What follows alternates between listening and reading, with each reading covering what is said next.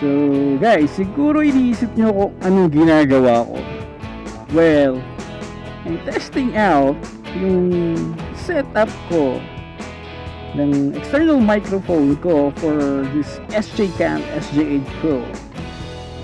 And I think I was able to get the sweet spot ng setup na to.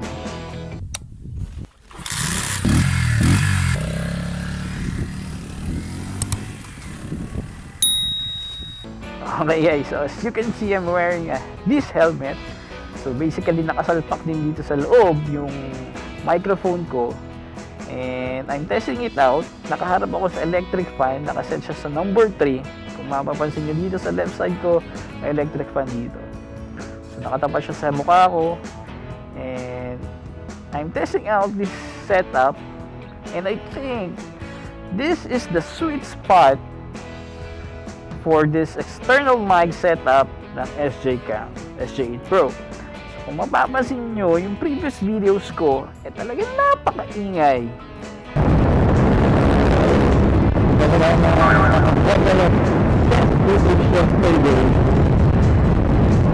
Nung videos ko, especially nung nakamotor na ako, nasasagap niya lahat ng wind noise sa daan. Good morning. Good morning again. Good morning. Okay guys. So for this morning, subukan natin yung bagong setup na ginawa ko sa ating external mic ng SJCam SJ8 Pro. Titingnan natin kung makakasama, kung makakasaya pa rin siya ng sandamakmak na wind noise. Okay, yun o, bagong tsaong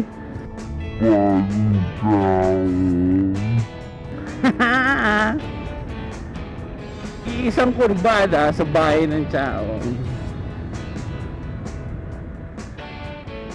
So guys, pinapanood niyo yung previous video ko regarding dun sa SJCam SJ8 Pro unboxing slash review slash video test. Talagang napakaingay.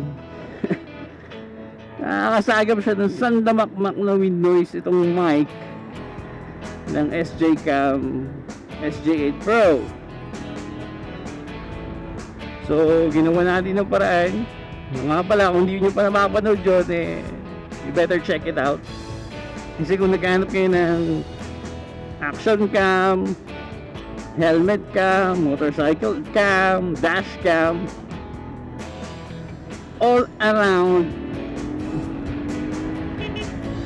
video cam, all around camera na mura lang within the budget, as in hindi naman siya sobrang super mura pero reasonable naman siya. Okay, so you better check it out. Maybe you can check when you can take sa consideration nyo yung itong SJ8 Pro. Okay, so yun nga, basically sobrang ingay last time. Ginawa natin ng paraan. So ano ba yung ginawa natin? So naisip ko kasi, di ba, ang tahimik ng helmet natin. Kasi nagtry na ako ng bulak, nagtry na ako ng cloth, binalutan ko lang kung ano-ano, nilagyan ko ng tape, sinukso ko sa chin pad, pero ganun pa rin yung kinakalabasan. So nung setup na to, ginawa ko, naisip ko kasi, di ba, tahimik yung ating helmet. May mga luma akong helmet sa bahay. So ginawa ko yung foam na nasa loob ng helmet. So yun yung mga nakakabit sa chin pad, ng old helmets ko. So kumuha ko ng konti doon, na ginawa ko, binalot ko dun sa microphone.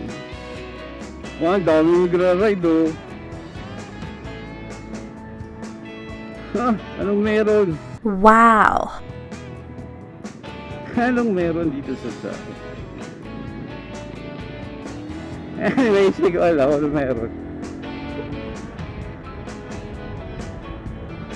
So yun nga guys, ang ginawa ko, di ba yung microphone natin is merong foam siya, yung external mic, yung stock, pero sobrang nipis lang ng foam. So ang ginawa ko, yung foam nakasuksok dun sa microphone, sa mic, tapos nakabalot ng konti, may bulak. Tapos kumuha nga ako nung foam galing sa lumang helmet ko. Tapos yun yung binalutan ko pa siya ng medyas na manipes. Oh shit, buhangin.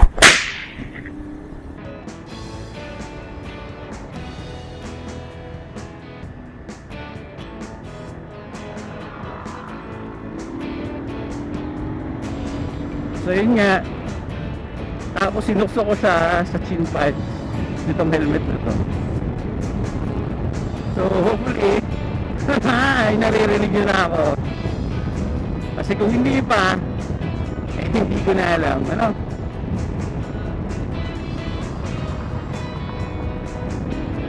Yun, hindi ko na alam kung hindi nyo pa rin ako maririnig. Hi! So hopefully naririnig nyo na ako ng klarong-klaro yung boses ko para makapag-vlog-vlogan, motovlogan na tayo guys. Okay? Sarap ng hangin, lamig!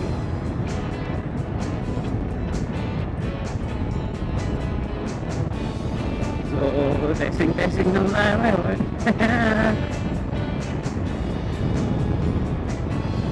Sana maganda yung kalabasan. Okay? So yun yung ginawa ko. Kasi kung makapasin nyo yung umpisa ng video na to, papakita ko. Ay tinest ko muna sa tapat ng electric fan, wearing a helmet. And yung setup na ginawa ko. And okay naman siya, diba? So pagdating lang sa road, yun ang tatanungin natin. Pero I'm so excited na magagawa na natin to. Okay?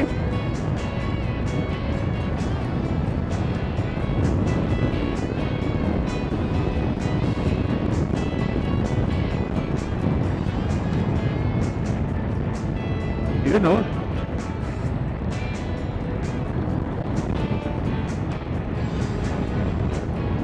Alright, sound diversion. Hindi ko alam ba't ang daming mga riders doon.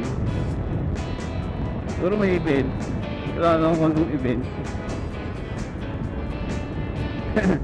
Anyways, yun guys.